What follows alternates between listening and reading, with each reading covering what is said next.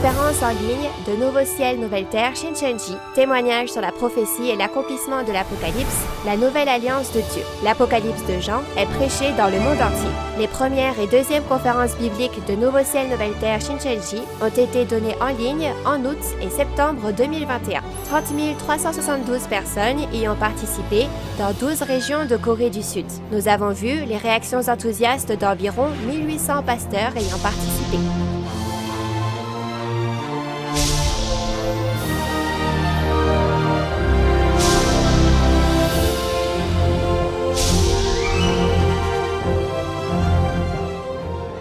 Et enfin, la parole de l'Apocalypse de Jean est ouverte pour la première fois en 2000 ans. Le président et les 12 chefs de tribu de Nouveau Ciel, Nouvelle Terre, Shincheonji vous dévoilent le secret du royaume des cieux de la Nouvelle Alliance, l'Apocalypse de Jean. Tous les lundis et jeudis, du 18 octobre au 27 décembre, les conférences en ligne de Nouveau Ciel, Nouvelle Terre, Shincheonji sont diffusées en direct dans le monde entier.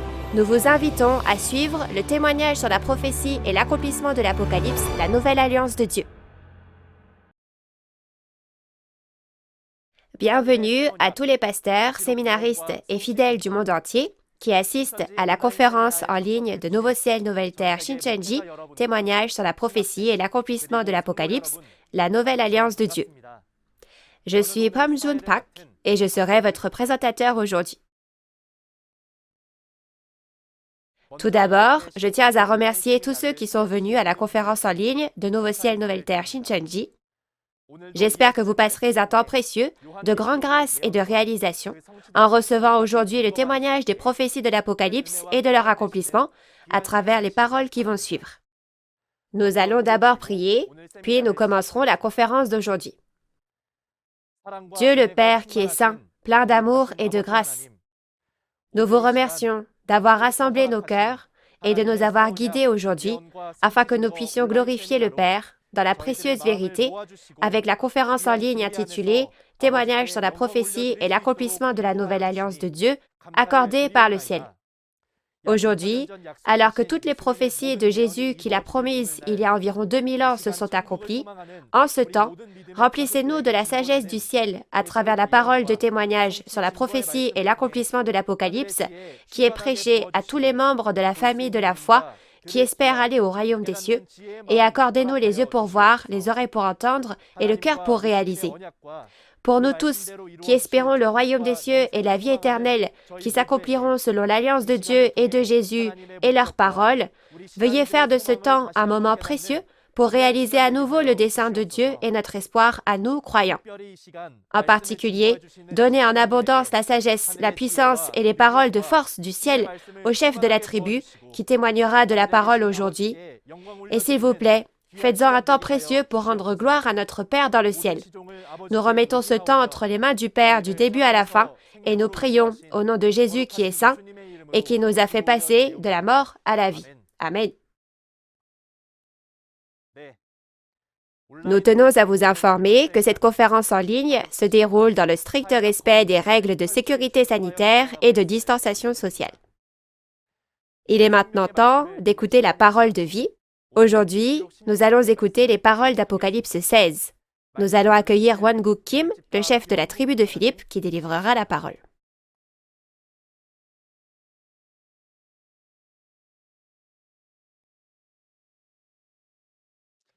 Bonjour, comment allez-vous? Bienvenue à toutes les personnes pratiquant une religion dans le monde entier qui aspirent au royaume des cieux et à la vie éternelle, aux pasteurs chrétiens et aux membres de la famille de la foi. Au nom de Jésus, je prie pour que tous ceux qui sont avec nous ici soient remplis de la grâce et de l'amour de Dieu. Je suis Won-guk Kim, le chef de la tribu de Philippe de Nouveau Ciel, Nouvelle Terre, Shincheonji, établi au nom de Philippe, un disciple de Jésus. Tout d'abord, je voudrais vous remercier grandement d'avoir pris du temps, malgré votre emploi du temps chargé, et d'avoir assisté à la conférence en ligne sur la parole de Nouveau Ciel, Nouvelle Terre, Shincheonji. J'espère vraiment que vous obtiendrez une réalisation précieuse grâce aux paroles de promesse de la Bible et que nous marcherons tous ensemble sur le chemin qui mène au royaume des cieux. Maintenant, Permettez-moi de témoigner clairement de ce que Jésus a prophétisé en parabole dans la Bible et de la réalité qui s'est accomplie selon la prophétie quand le temps est venu.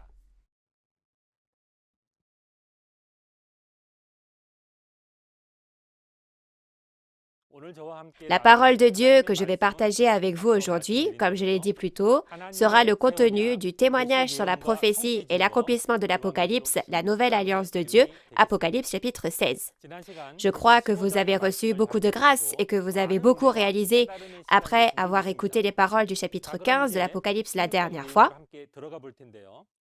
Alors passons maintenant au chapitre 16. Tout d'abord, le titre du chapitre 16 est « Les 7 coupes de la colère ». Les 7 coupes de la colère. Lisons le titre ensemble d'une seule voix, « Les 7 coupes de la colère ». Apocalypse chapitre 16 parle des coupes qui jugent les traîtres qui ont rompu l'alliance avec Dieu et les destructeurs qui ont dévoré ce peuple élu qui a trahi. Comme vous l'avez vu à travers les conférences précédentes, les personnes dans le tabernacle du ciel d'Apocalypse 13 ont toutes reçu la marque de la bête et ont adoré la bête et sont donc devenus des traîtres. Puisque les pasteurs de la bête sont entrés dans cet endroit et l'ont détruit, ces gens ne sont-ils pas les destructeurs? Maintenant, Dieu verse les coupes sur eux et les juge. Alors les actes des destructeurs qui ont détruit les traîtres étaient mauvais, et les actes des traîtres aussi. Donc, le jugement de la colère en raison de leur péché est rendu.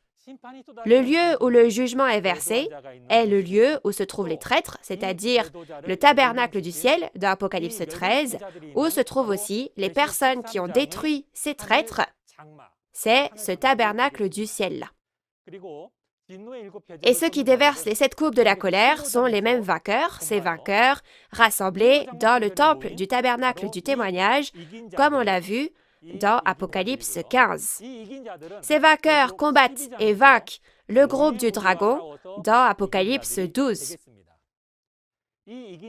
La raison pour laquelle Dieu a pris ces vainqueurs comme coupe de la colère de Dieu est qu'ils ont vu et entendu les actes des traîtres et des destructeurs dans Apocalypse 12 et 13. Ils ont vu ces choses sur place.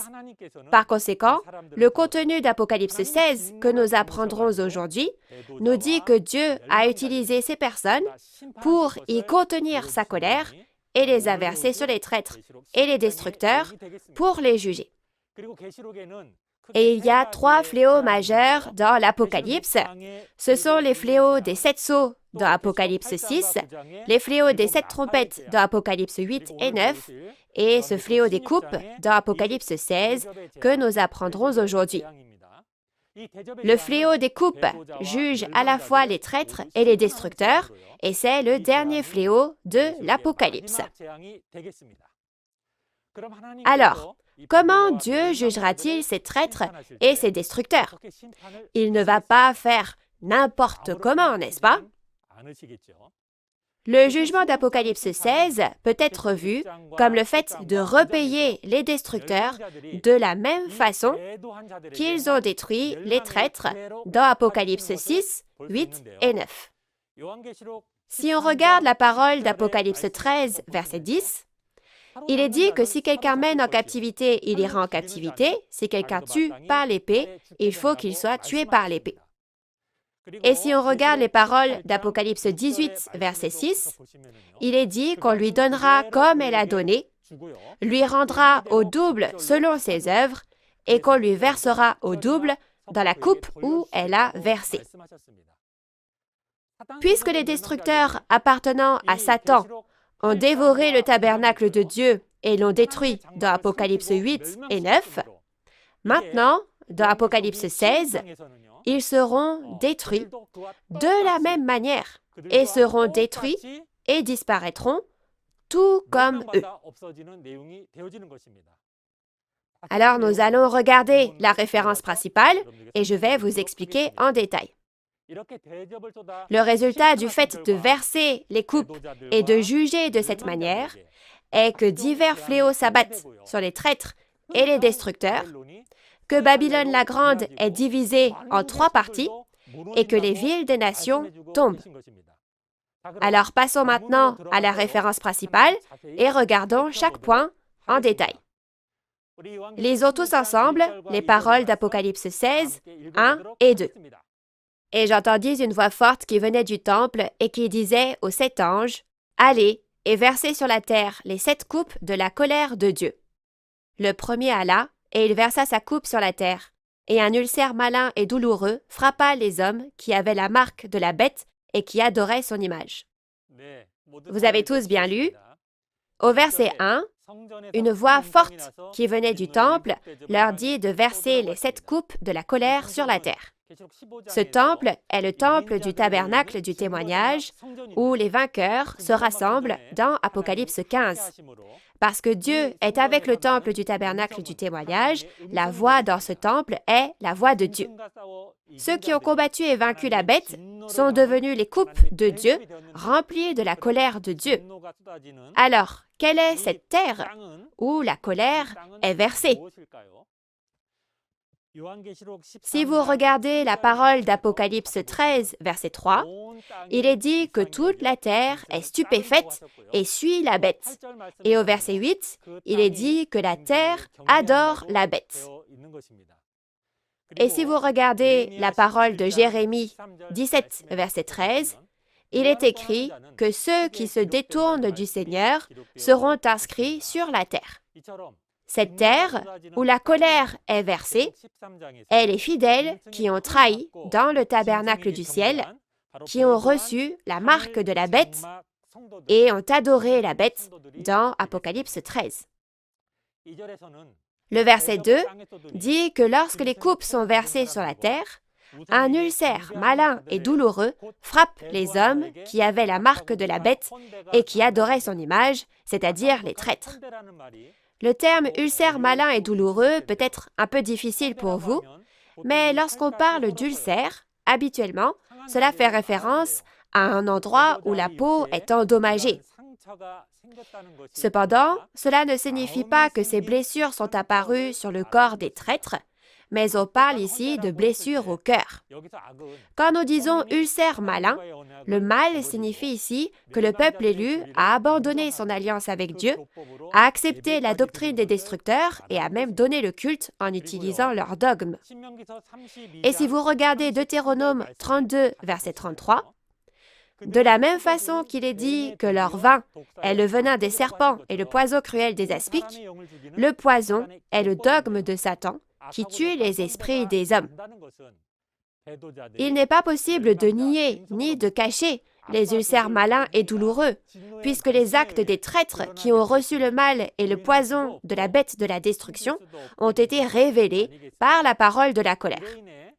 À cause de cela, un ulcère au cœur signifie la douleur et les blessures au cœur, la douleur et les blessures dans leur cœur.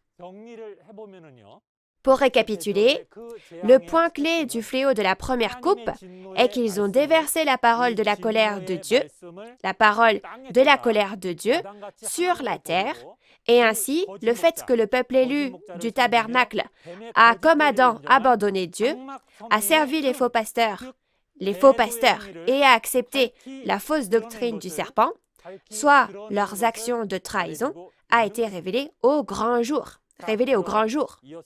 Maintenant, lisons ensemble les paroles d'Apocalypse 16, verset 3. Le second versa sa coupe dans la mer, et elle devint du sang, comme celui d'un mort, et tout être vivant mourut, tout ce qui était dans la mer.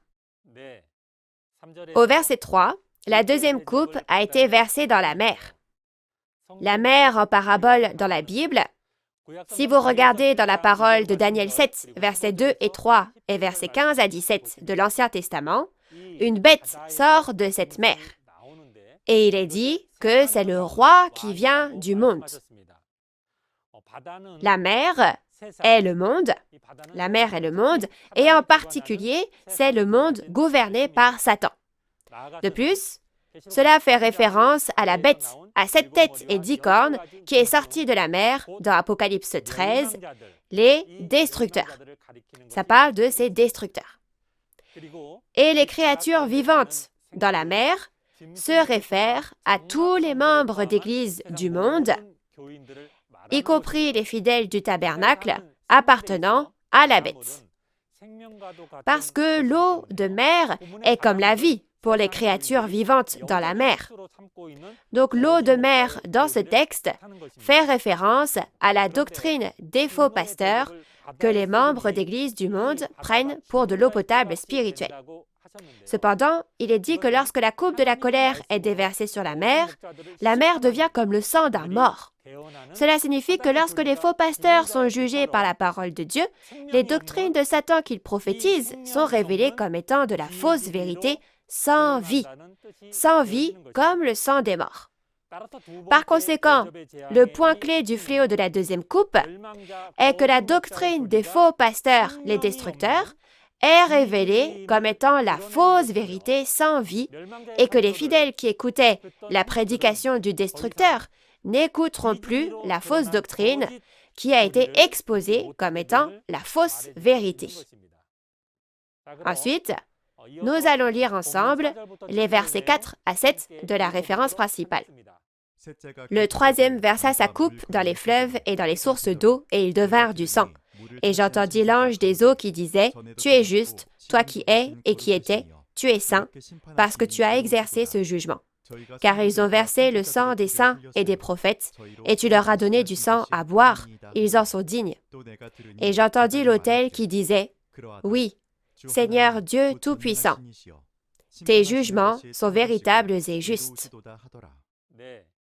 La troisième coupe est le contenu de l'ange versant la coupe de colère sur les fleuves et dans les sources d'eau, transformant l'eau en sang et donnant ce sang à boire à l'ennemi. Tout comme l'eau nous donne la vie, dans la Bible, Dieu compare la parole qui nous donne la vie éternelle à de l'eau. La source, soit la source d'eau, est comme le pasteur qui témoigne de la parole, et le fleuve qui coule de la source représente les évangélistes qui prêchent la parole. Ainsi, en regardant les paroles de Jean 7, verset 38, Jésus a dit que celui qui croit en moi, des fleuves d'eau vive couleront de son sein. Également, dans Apocalypse 8, des sources d'eau et des fleuves ont été jugés au son de la troisième trompette. Dans Apocalypse 8, versets 10 et 11, il est dit qu'une étoile nommée Absinthe, qui est tombée du ciel, est tombée sur les sources et les fleuves, et de nombreuses personnes sont mortes parce que l'eau est devenue amère. Lorsque la trompette a sonné, les sources des eaux et les fleuves qui ont été jugés étaient les pasteurs et les évangélistes du temple du tabernacle appartenant à Dieu. Mais les fleuves et les sources d'eau où sont versées les coupes dans Apocalypse 16 sont d'appartenances différentes. Cette fois, il s'agit des évangélistes et des pasteurs appartenant à Satan qui sont jugés. Ce jugement sera accompli exactement comme il est dit dans Apocalypse 13, comme quoi celui qui tue sera également mis à mort. Et quand la coupe a été versée, il est dit que l'eau est devenue du sang. Le sang de Jésus signifie la parole de vie que nous devons boire. Mais le sang, dans le texte, fait référence à la fausse doctrine sans vie des destructeurs. Au final, lorsque les coupes ont été versées, les fleuves et les sources d'eau sont devenus du sang, ce qui signifie que les faux pasteurs et évangélistes qui appartiennent à Satan sont jugés par la parole de la colère de Dieu et la doctrine prêchée par les destructeurs est révélée comme étant la fausse vérité sans vie. Plus les coupes sont versées, plus, du point de vue de ces destructeurs, tout est révélé à leur sujet, n'est-ce pas? Et au verset 6, il est dit qu'il est juste de leur, c'est-à-dire le groupe de la bête, de leur faire boire du sang, parce qu'ils ont versé le sang des saints et des prophètes. Alors, quelle est la raison pour laquelle ce groupe de la bête a fait couler le sang des saints et des prophètes? Quelqu'un, depuis Adam, a tué de nombreux saints et prophètes, n'est-ce pas? C'est le mauvais esprit, Satan, le diable. Tout comme l'esprit agit en utilisant la chair, au temps de la fin, ce Satan a choisi les destructeurs pour travailler. Alors, juger les destructeurs revient à juger qui? C'est la même chose que de juger ce Satan, le diable qui les manipule. Alors, qu'est-ce que cela signifie de donner à boire du sang au groupe de la bête? C'est témoigner et faire savoir que la doctrine que les destructeurs prétendent être la vérité est en fait la fausse vérité, comme le sang de bêtes imbuvables. C'est donc un son qu'ils ne veulent pas entendre, mais il parvient jusqu'à leurs oreilles, n'est-ce pas? C'est les obliger à boire le sang qu'ils ne veulent pas boire en leur faisant écouter et accepter, n'est-ce pas? Apocalypse 13, 10 dit aussi que celui qui tue par l'épée doit aussi mourir par l'épée, c'est-à-dire qu'on est repayé selon ce qu'on a fait. Dans Apocalypse 8 et 13, il y avait les choses que les destructeurs ont faites, leurs actions, n'est-ce pas? Tout comme ils ont fait en sorte que les fleuves et les sources d'eau deviennent du sang, et l'ont donné à boire aux fidèles pour les faire mourir, de même, maintenant, dans Apocalypse 16, Dieu fait que les fleuves et les sources d'eau appartenant à Satan deviennent du sang et fait boire cette eau comme du sang aux destructeurs. Pour résumer, le point clé du fléau de la troisième coupe est que cette coupe est déversée sur les faux pasteurs et les évangélistes, qui sont les destructeurs, révélant que leur doctrine est la fausse vérité et faisant écouter à la bête de la destruction elle-même que ces doctrines sont de fausses doctrines, des fausses doctrines. Maintenant, nous allons lire le contenu des versets 8 et 9 ensemble. Le quatrième versa sa coupe sur le soleil, et il lui fut donné de brûler les hommes par le feu. Et les hommes furent brûlés par une grande chaleur, et ils blasphémèrent le nom du Dieu qui a l'autorité sur ces fléaux, et ils ne se repentirent pas pour lui donner gloire. Alors, nous voyons ici le fléau de la quatrième coupe. Le quatrième ange a versé la coupe de la colère sur le soleil. Il est dit que le soleil reçoit le pouvoir de brûler les hommes.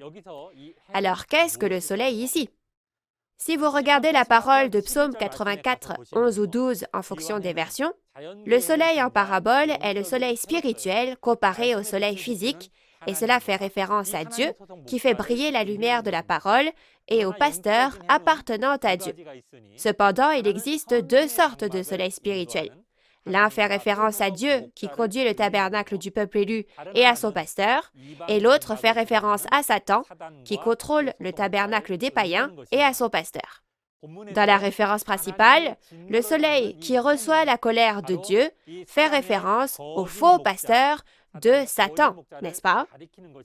L'accomplissement physique est Monsieur la Terre, du Centre d'éducation des intendants, qui, dans Apocalypse 13, est la bête qui reçoit le trône et l'autorité du dragon et est le porte-parole du dragon. Alors, c'est un pseudonyme ici. Un pseudonyme, pas son vrai nom. Il est dit que la coupe de la colère est versée sur le soleil et que le soleil a le pouvoir de brûler les hommes par le feu.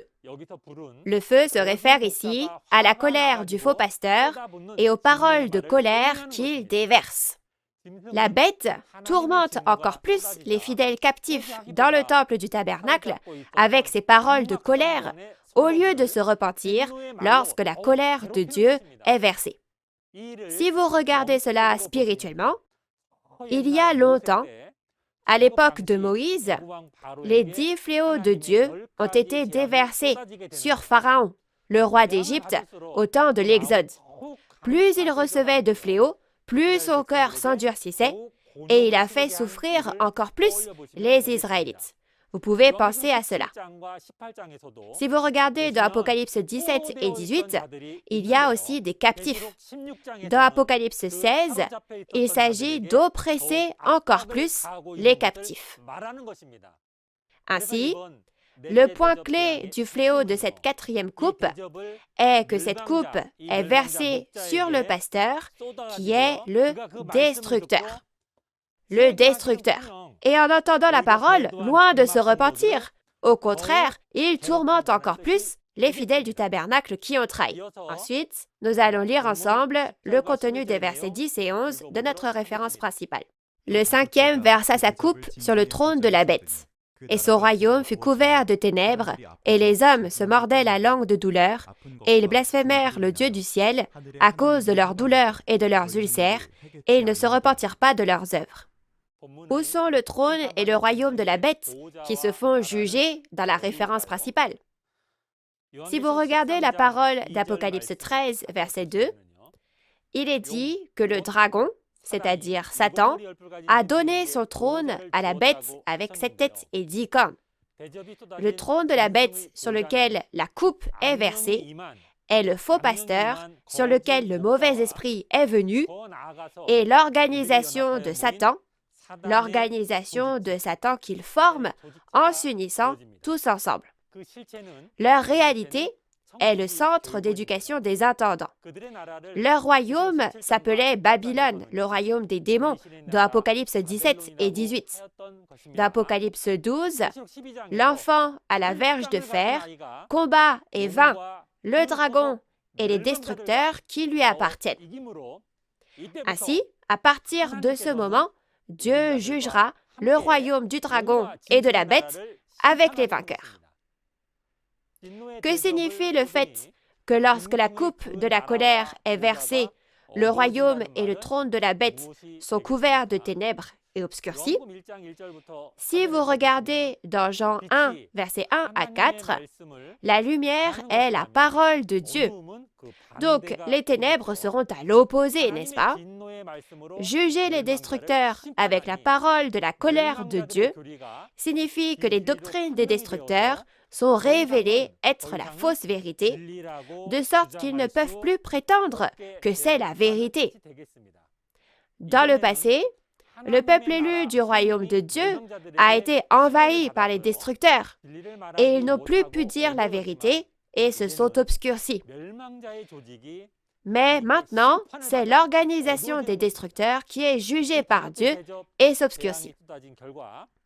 Après avoir versé le fléau de cette cinquième coupe, les fidèles du tabernacle qui appartiennent aux destructeurs se mordent la langue et blasphèment Dieu à cause de leurs douleurs et de leurs ulcères. Ici, leurs douleurs et leurs ulcères signifient qu'ils apprennent qu'ils ont reçu les fausses doctrines des destructeurs et comme leur faute a été exposée au monde, c'est la blessure et l'inquiétude dans leur cœur qui en résultent. Malgré cela, comme au temps de Noé et de Lot, ils ne se repentent pas de leurs erreurs et au contraire, ils blasphèment Dieu, n'est-ce pas? Bien que dans les chapitres 2 et 3 d'Apocalypse, on ait également envoyé des lettres, les fidèles dans le tabernacle ne se sont pas repentis. Même après avoir sonné de la trompette dans les chapitres 8 et 9, ils ne se sont pas repentis jusqu'à la fin. Et même dans Apocalypse 16, ils ne se sont toujours pas repentis. Le point clé de ce fléau de la cinquième coupe est qu'en jugeant les destructeurs avec la parole de la colère de Dieu, la doctrine des destructeurs s'est avérée être la fausse vérité, ce qui signifie qu'elle ne peut plus être revendiquée comme la vérité. Et les fidèles du tabernacle qui ont trahi, qui sont devenus un avec les destructeurs, ne se sont pas repentis, même si leurs fautes ont été exposées de cette manière. Ensuite, lisons le contenu des versets 12 à 16 de la référence principale. Le sixième versa sa coupe sur le grand fleuve, l'Euphrate, et son eau tarit, afin que le chemin des rois venant de l'Orient fût préparé. Et je vis sortir de la bouche du dragon, et de la bouche de la bête, et de la bouche du faux prophète, 3 esprits impurs, semblables à des grenouilles. Car ce sont des esprits de démons qui font des prodiges et qui vont vers les rois de toute la terre afin de les rassembler pour le combat du grand jour du Dieu Tout-Puissant. Voici, je viens comme un voleur. Heureux celui qui veille et qui garde ses vêtements, afin qu'il ne marche pas nu et qu'on ne voit pas sa honte. Ils les rassemblèrent dans le lieu appelé en hébreu Armageddon. L'Euphrate, dans la référence principale, est un lieu en parabole qui fait référence à la région où le quatrième fleuve coulait du Jardin d'Éden en Orient à l'époque d'Adam, dans Genèse chapitre 2, verset 14. Dans Apocalypse 9, verset 14, c'était l'endroit où les 4 anges qui ont péché, soit Satan le diable, étaient liés, n'est-ce pas? Résultat, c'est un mot faisant référence au repère de Satan, et l'Euphrate est précisément ce quartier général des activités des destructeurs, et son accomplissement physique est le centre d'éducation des intendants. Et le fleuve Euphrate fait référence aux faux pasteurs qui leur appartiennent, et l'eau du fleuve est précisément la fausse doctrine que ces pasteurs prêchent. On dit que la coupe de la colère est versée sur l'Euphrate et que son eau tarit. C'est le jugement des destructeurs qui ont enseigné et donné à manger la fausse vérité. Lorsque les destructeurs sont jugés par la parole de la colère de Dieu, la doctrine qu'ils soutenaient se révèle être la fausse vérité. Alors, que s'est-il passé? Cette colère n'est-elle pas en train de pointer leur faute? Ainsi, les mots qui coulaient de leur bouche comme l'eau d'un fleuve ne peuvent plus être dits. Leurs doctrines ne peuvent plus en sortir, n'est-ce pas? On dit donc que l'eau du fleuve tarit. Par conséquent, lorsque la coupe de la colère a été versée sur l'Euphrate, le fait que le fleuve s'est tari signifie que la doctrine des destructeurs n'est plus dans la bouche de ces gens et a disparu. Ainsi, à travers cette coupe de la colère, la doctrine des destructeurs a été révélée comme étant la fausse vérité et les eaux de l'Euphrate se sont taries.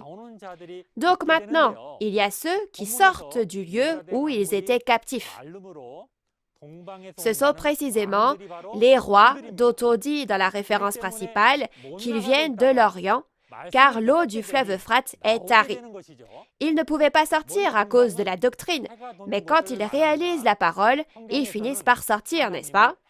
Premièrement, l'Orient fait référence à l'endroit où le soleil se lève.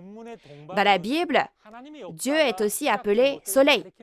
Puisque la lumière est la parole de Dieu, l'Orient, dans le texte, fait référence au lieu où l'œuvre de Dieu a commencé. Ce n'est pas la région géographique de l'Orient ou de l'Occident dont on parle ici. Ces rois de l'Orient sont le peuple élu de Dieu qui est revenu de sa captivité à Babylone. Dans la parole de 1 Pierre, chapitre 2, verset 9, cela fait référence à l'apparition du sacerdoce royal de Dieu, les personnes qui deviendront les prêtres de Dieu. Lorsque les doctrines des faux pasteurs, comme l'eau de l'Euphrate, sont exposées comme étant la fausse vérité, ils sont libérés des destructeurs qui les retenaient captifs et se rendent au temple du tabernacle du témoignage où Dieu est venu. En ce temps-là, la parole de témoignage devient le chemin qui les guide, n'est-ce pas? Ils sortent en suivant le chemin de la parole. Si nous regardons cet événement spirituellement, c'est la même chose que dans Exode 14, quand les Israélites menaient une vie de labeur sous le roi d'Égypte, Pharaon, et que Dieu a asséché la mer Rouge et les a fait traverser à pied.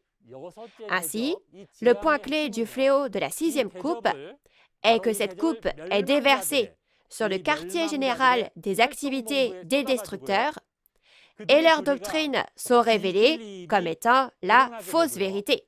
Et à cause de cela, les doctrines des destructeurs disparaissent toutes et la parole de témoignage devient le chemin qui permet de sortir de cette Babylone vers le temple du tabernacle du témoignage. 3 esprits impurs, comme des grenouilles, sortent maintenant de la bouche du dragon, de la bête et du faux prophète. Alors, qu'est-ce que cela signifie que des esprits de démons sont sortis de la bouche des faux pasteurs? Les mots sont le moyen de transmettre les pensées de l'esprit. Et si vous regardez la parole de 1 Corinthiens 3, verset 9, il est dit que le cœur de l'homme est la maison dans laquelle l'esprit habite. Que ce soit un esprit saint ou un mauvais esprit, l'esprit agit à travers les paroles qui sortent du cœur de la personne qu'il a choisie comme demeure. Dans la référence principale, il est dit que les esprits de démons sortent de leur bouche. Et il est dit que les esprits de démons rassemblent les rois de toute la terre pour faire la guerre contre Dieu. Les vainqueurs ne servent-ils pas maintenant de coupe pour déverser la colère de Dieu sur les traîtres et les destructeurs? C'est comme si c'était la guerre, n'est-ce pas? Mais parce que les bêtes n'ont pas pu vaincre et sont maintenant le dos au mur, n'est-ce pas pour ça qu'elles essayent de rassembler leurs forces dans le monde entier? Ils demandent de l'aide, n'est-ce pas? Et il est écrit qu'ils vont vers les rois de toute la terre afin de les rassembler. Alors, qui sont ces rois? Tout comme il y a l'expression sacerdoce royal, prêtres comme des rois, dans la Bible, le roi ou le souverain fait référence au pasteur qui règne sur les fidèles.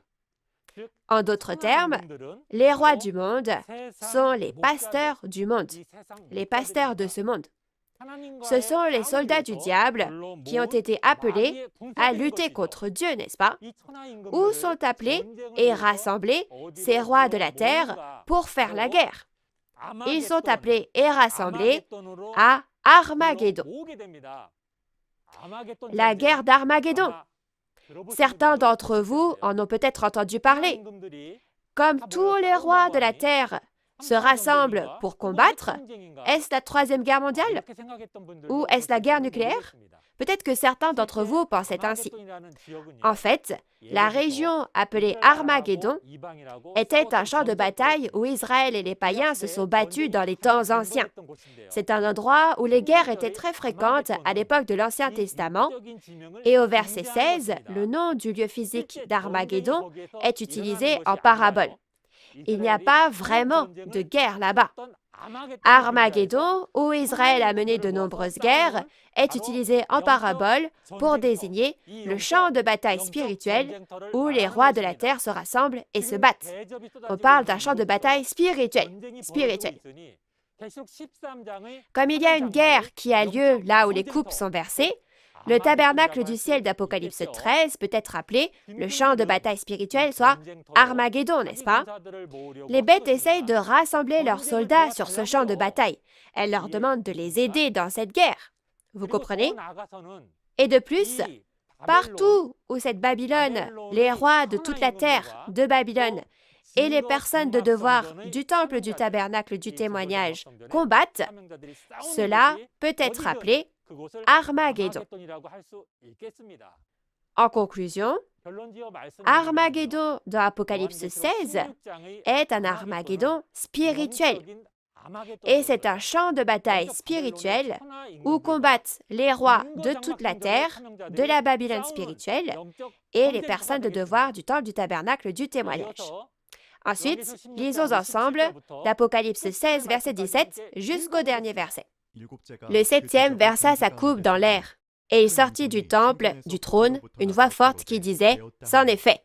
Et il y eut des éclairs, des voix, des tonnerres et un grand tremblement de terre, tel qu'il n'y avait jamais eu, depuis que l'homme est sur la terre, un aussi grand tremblement. Et la grande ville fut divisée en 3 parties, et les villes des nations tombèrent, et Dieu se souvint de Babylone la grande pour lui donner la coupe du vin de son ardente colère. Et toutes les îles s'enfuirent, et les montagnes ne furent pas retrouvées. Et une grosse grêle, dont les grêlons pesaient 1 talent, tomba du ciel sur les hommes, et les hommes blasphémèrent Dieu à cause du fléau de la grêle, parce que ce fléau était très grand. Maintenant, la 7e et dernière coupe a été versée dans l'air. Verser dans l'air signifie diffuser la vérité concernant les traîtres et les destructeurs à travers les rumeurs, soit les médias. Selon la Bible, les pasteurs qui sont entrés dans le temple du tabernacle sont la bête à 7 têtes et 10 cornes qui est montée de la mer, c'est-à-dire qu'ils sont les destructeurs.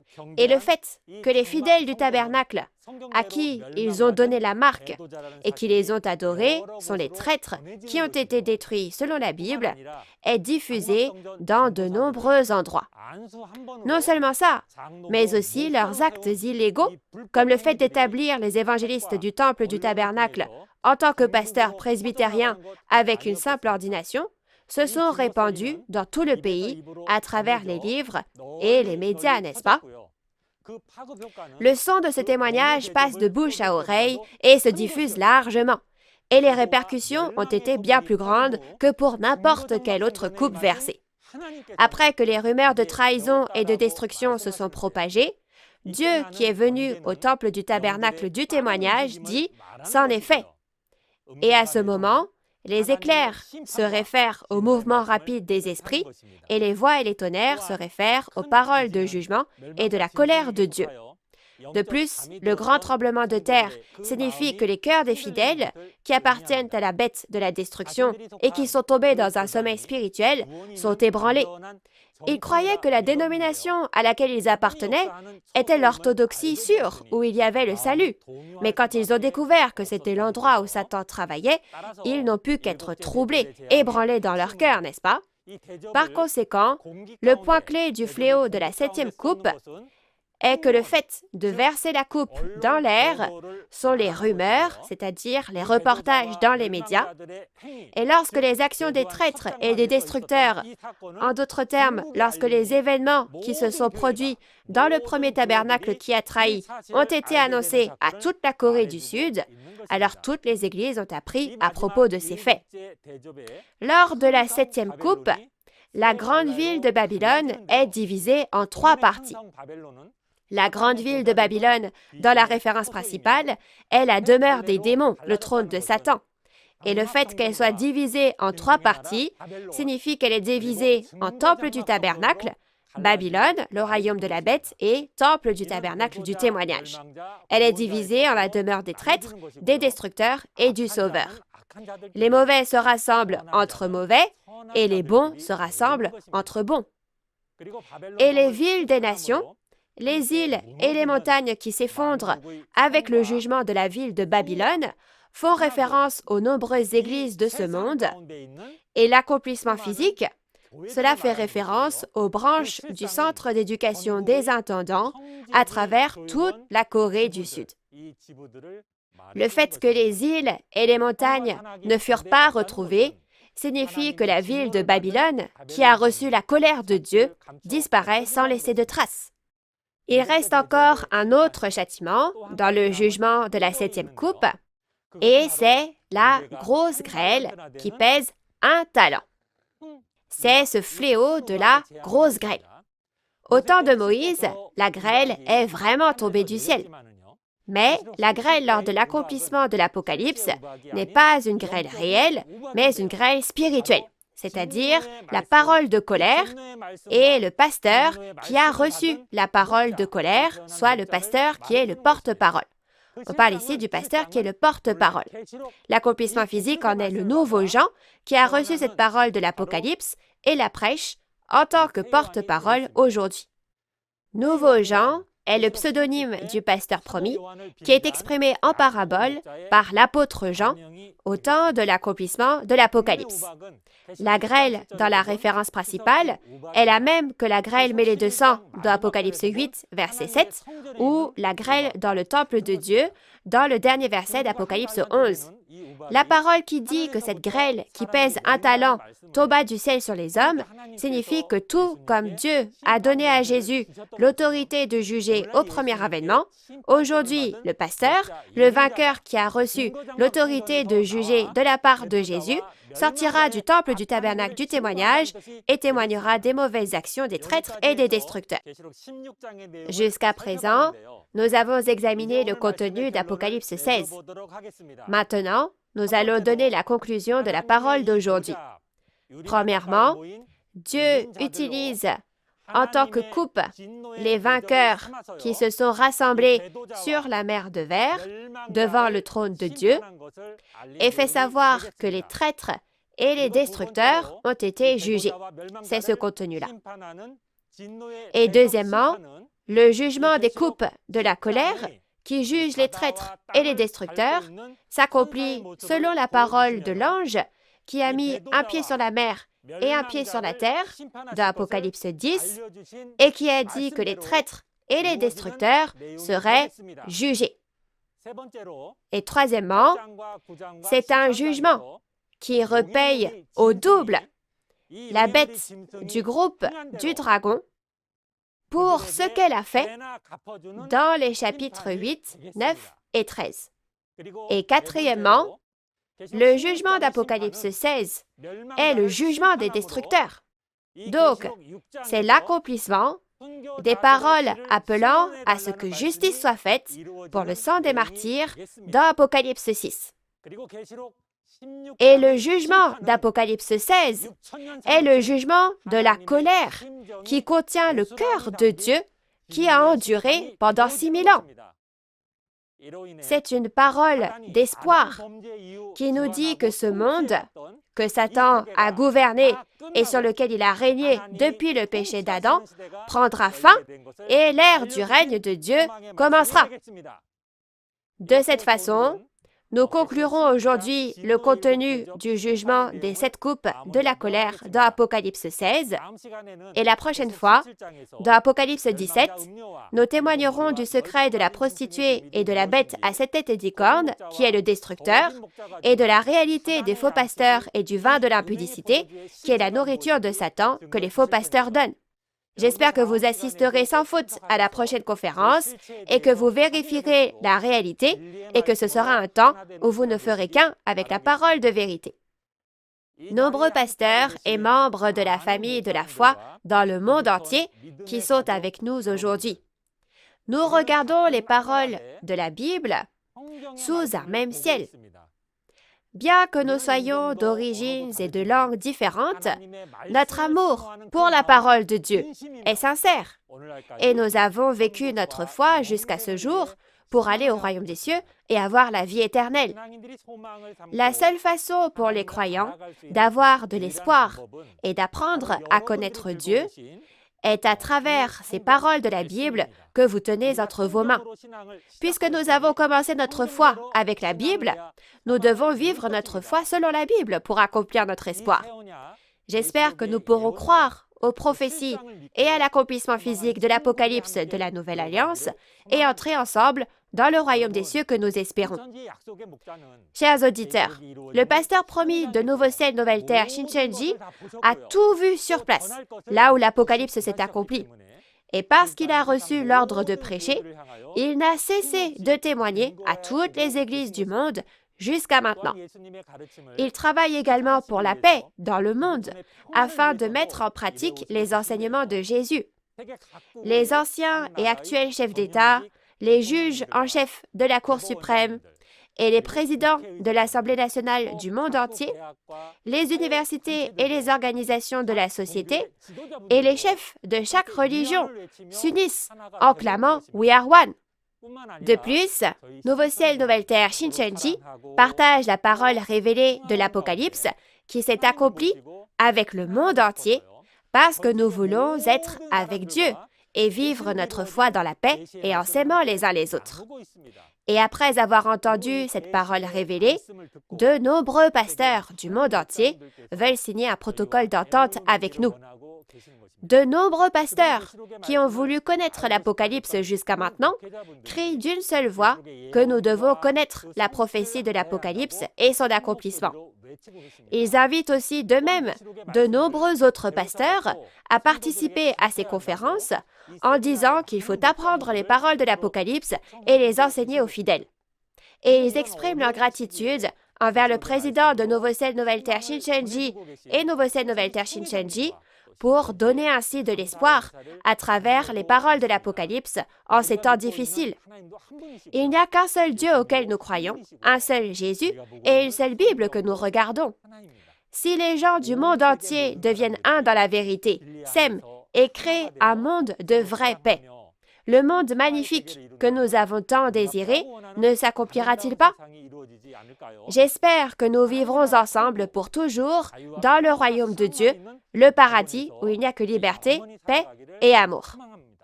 Maintenant, j'espère que nous pourrons tous devenir un en Dieu, qui est la source de toutes les bénédictions. Nous sommes un, we are one. Merci. C'est la fin de la parole. Je vais prier brièvement de façon représentative.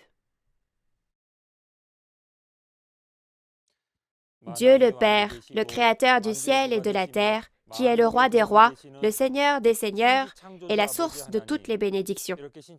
Nous vous remercions sincèrement et vous rendons gloire d'avoir permis à la conférence en ligne sur la parole de Nouveau Ciel, Nouvelle Terre Shincheonji d'avoir lieu partout dans le monde. Que toutes les personnes qui ont faim et soif de justice, s'il vous plaît, viennent à vous en ce temps et accordez-leur une grande réalisation du ciel. En particulier, accordez la force, une force spirituelle spéciale aux pasteurs de chaque pays, afin qu'ils puissent avoir les yeux pour voir, les oreilles pour entendre et le cœur pour réaliser la parole de Dieu à travers la parole qui est témoignée à chaque fois. Tout comme la confession des disciples de Jésus il y a 2000 ans. Seigneur, tu as les paroles de la vie éternelle, à qui irions-nous? Accordez à tout le monde religieux, les innombrables personnes qui pratiquent leur foi et les pasteurs de nombreux pays, le cœur pour trouver la parole de vie éternelle, la parole de vie, la parole de vérité, la parole révélée qui s'est accomplie aujourd'hui. S'il vous plaît, faites que nous réalisions tous ensemble et œuvrez grandement pour que le monde entier ne fasse qu'un avec cette parole de vérité, la parole de vie, la parole révélée. Nous espérons et désirons que vous serez avec nous à chaque instant, que vous nous protégerez toujours et que vous nous guiderez sur ce chemin. Nous croyons et prions toutes ces paroles au nom de notre Sauveur Jésus qui nous conduit de la mort à la vie. Amen. Un nom est écrit sur le front de la prostituée, c'est Babylone, n'est-ce pas? Il est dit que c'est un secret. Pourquoi est-ce un secret? Pourquoi Babylone? Tous les secrets de la réalité de Babylone dans Apocalypse 17 sont révélés aujourd'hui. Regardons les paroles d'Apocalypse 17, où le secret des destructeurs, la Pâque qui fait sortir d'entre les destructeurs au second avènement du Seigneur, et le jugement de la prostituée sont bien écrits. Vous devez connaître le secret de cette grande prostituée et savoir faire la distinction à tout prix. Lundi prochain, nous témoignerons des paroles d'Apocalypse chapitre 17. L'heure sera la même, à 10 heures du matin. En plus de la parole que vous avez entendue aujourd'hui, si vous avez des questions sur l'Église Nouveau Ciel, Nouvelle Terre, Shincheonji et la parole, veuillez contacter le numéro indiqué pour chaque région que vous voyez à l'écran. Nous vous guiderons dans le détail. Ensuite, nous allons terminer en faisant ensemble le Notre Père. Notre Père, qui es aux cieux, que ton nom soit sanctifié, que ton règne vienne, que ta volonté soit faite sur la terre comme au ciel. Donne-nous aujourd'hui notre part de ce jour. Pardonne-nous nos offenses, comme nous pardonnons aussi à ceux qui nous ont offensés. Et ne nous laisse pas entrer en tentation, mais délivre-nous du mal, car c'est à toi qu'appartiennent le règne, la puissance et la gloire pour les siècles des siècles. Amen. Ceci conclut la conférence Témoignage sur la prophétie et l'accomplissement de l'Apocalypse, la nouvelle alliance de Dieu. Merci à tous ceux qui ont été avec nous jusqu'à présent.